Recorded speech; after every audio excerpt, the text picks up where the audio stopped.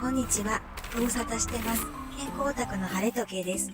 今回はお米を長期でしかも美味しく備蓄できるという柿渋を使った米袋の作り方をご紹介します。柿渋は無臭のものを楽天で買いました。米袋は使い回してます。柿渋を塗って乾かすだけなんで作業自体はとっても簡単です。私はこれ以外にもアルミ缶を使ってお米の缶詰を作ったり、アルミ袋やフードセーバーを使ってお米をできるだけ長く保管するようにしています。まず最初に柿渋米袋の作り方をご紹介します。用意するものは1、手袋、2、ハケと入れ物。これは鉄製品は使わないでください。変色します。3、無臭柿渋。これも後半で詳しくご紹介します。ちなみに楽天で購入しました。4、破損していない米袋。今回は30キロ用を使ってます。それでは早速作業していきます。柿渋は天然の塗料、染料として有名なんで、服につかないように手袋をしてください。1、米袋に無臭柿渋を塗る。柿渋はすごく臭いんで、無臭の柿渋をおすすめします。私は容量2リットルのものを買いました。結構量が多いんで、惜しみなく使えます。容器は振ってから使ってください。でもこの容器、ちょっと持ちにくいです。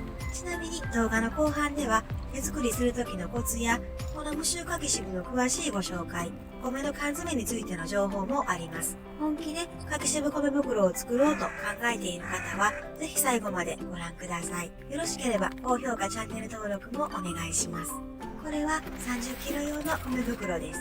実際に玄米を購入した時のものを使い回してます。実はすでに柿渋を1回塗って天日干ししました。だから色が少し茶色くなってます。今回が2回目の柿渋塗りになります。このハケはホームセンターで買いました。塗るときは一度にたくさん柿渋をつけるより少しずつ塗り広げてください。その方が出来上がりが綺麗です。私が柿渋米袋の存在を知ったのは2022年の春先です。欲しいけど結構高いなぁと迷っている間に売り切れになってしまって転売されてました。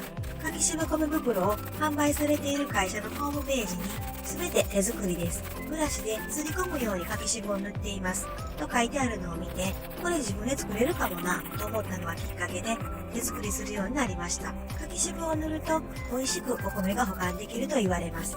お米は魚や野菜と同じで生鮮食品なんで長期保存がとっても難しいです。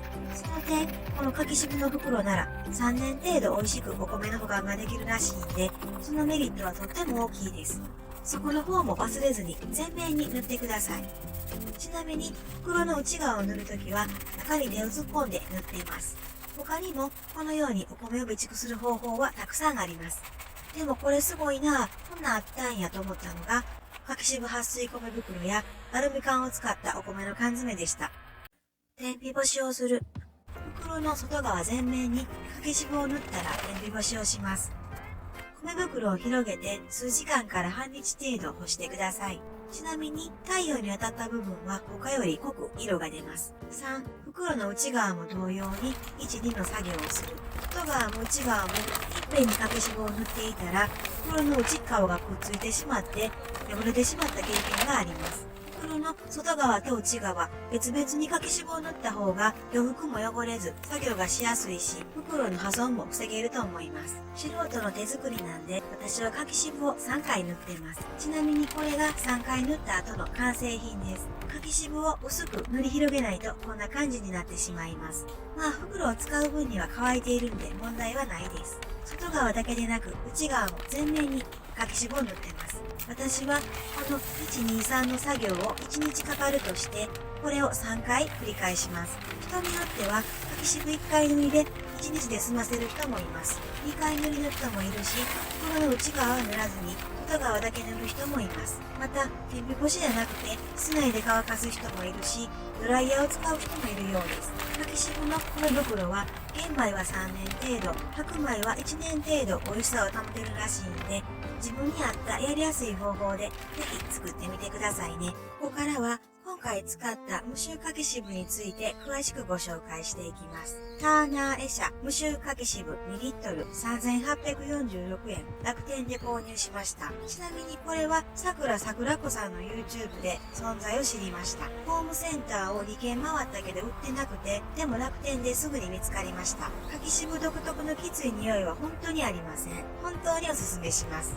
柿渋とは渋柿の発酵液のことです。塗料や染料などに使われ、消臭効果も有名で、柿渋石鹸は男性に人気があります。最近流行りの感染症に関連して、柿渋配合のキャンディーも話題になりました。柿渋の米袋がなぜ人気があるのかについてもお話しします。一つ目は、虫を寄せ付けない防虫効果があること。これはお米の備蓄にはとっても大事です。二つ目は、電気代不要で再利用可能なこと。再利用するときは1日だけ天日干しをすれば OK です。ただし、袋が破損しているときは再利用できません。3つ目、袋の強度が増すことなどがあります。実際に私が感じているメリットは、備蓄作業の手間が少ないことです。ただ、柿渋の袋にざーっと大量のお米を移すだけなんてすごく簡単です。私は袋を再利用したいので、破れないように容量より少なめのお米を入れてます。柿渋の米袋を愛用されている方、こういう使い方もあるよとか何かアドバイスがあればぜひコメントで教えてください。最後にもう一つお米の備蓄法をご紹介します。人気 YouTuber の生活防衛ラボさんの真似をしてお米の缶詰も作ってます。これはホームセンターの塗料のコーナーにありました。密封性が高くて光も遮断します。蓋の外し方にはコツがあります。蓋の中央を押すとペコッとへこんで蓋が開きます。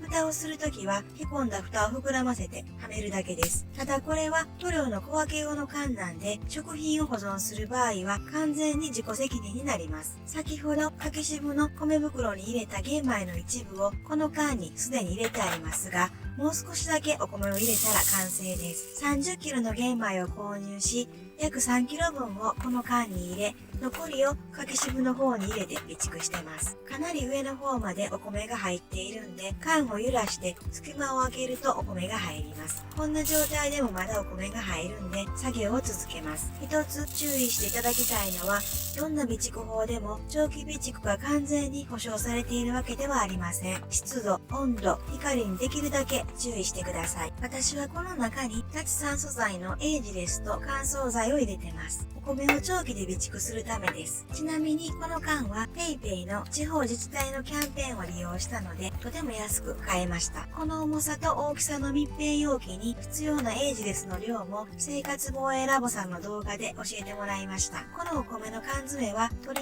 あえず開ける予定はありません。備蓄スペースの一番奥にしまってます。最初は柿渋を試しに1回だけ塗ってみたら思ったより色が薄くて効果があるのが心配でした。でも柿渋は塗ってから2、3日かけてだんだん色が濃くなっていきます。私は楽しくなったのもあって3回重ね塗りしてますが2回塗りでも十分かもしれません。でも3回塗ると綺麗な飴色になります。今現在で6袋柿渋米袋を作りましたがそのうちの2袋破損してしまいました。袋を縛る紐の接着部分が破けたり袋の内側が柿渋でくっついて破けたりいろいろ失敗しながら素人の手作りですがなんとか頑張ってます。無臭柿渋も結構量が多いんでまだまだ使えそうです。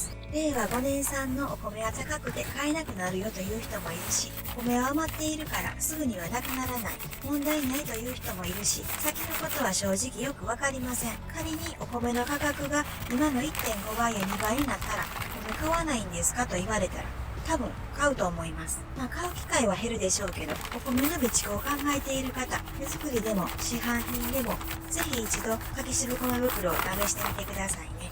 今回はここまで。最後までご視聴いただいて本当にありがとうございます。よろしければ高評価、チャンネル登録いただけると嬉しいです。コメントもぜひお待ちしてます。それではまた次の動画でお会いしましょう。